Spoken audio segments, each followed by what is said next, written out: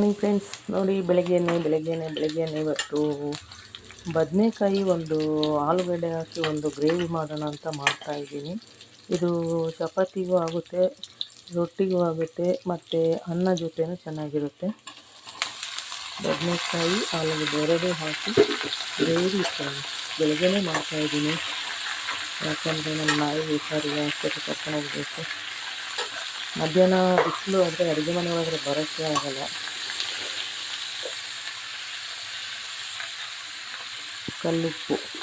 ಕಲ್ಲುಪ್ಪು ಹಾಕಿ ಅಡುಗೆಗೆ ತುಂಬ ಒಳ್ಳೆಯದು.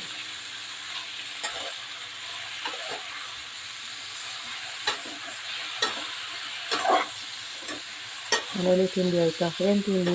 ನಾನಿವತ್ತು ಉಪ್ಪಿಟ್ಟು ಮಾಡಬೇಕು, ಇನ್ನೂ ಮಾಡಿಲ್ಲ. ಬಿಸಿ ಮಾಡ್ತೀನಿ. ಫಸ್ಟು ಇದು ಗ್ರೇವಿ ಎಲ್ಲ ಮಾಡಿಬಿಡೋಣ.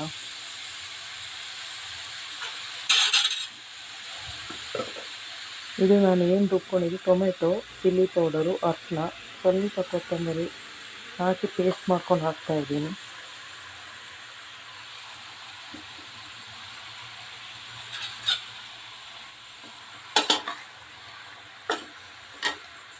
ಸಿಂಪಲ್ ಫ್ರೆಂಡ್ಸ್, ಇದು ಏನು ಹಾಕಲ್ಲ, ಇಷ್ಟೇ.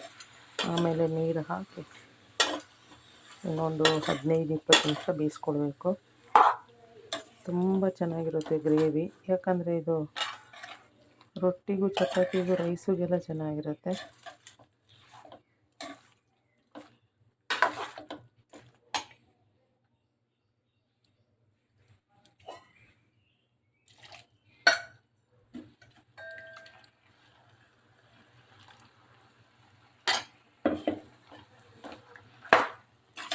ಇದನ್ನ ಹಿಂಗೆ ನಾವು ಚೆನ್ನಾಗಿ ಫ್ರೈ ಮಾಡಿ ಮತ್ತು ಇನ್ನೇನು ಹಾಕಲ್ಲ.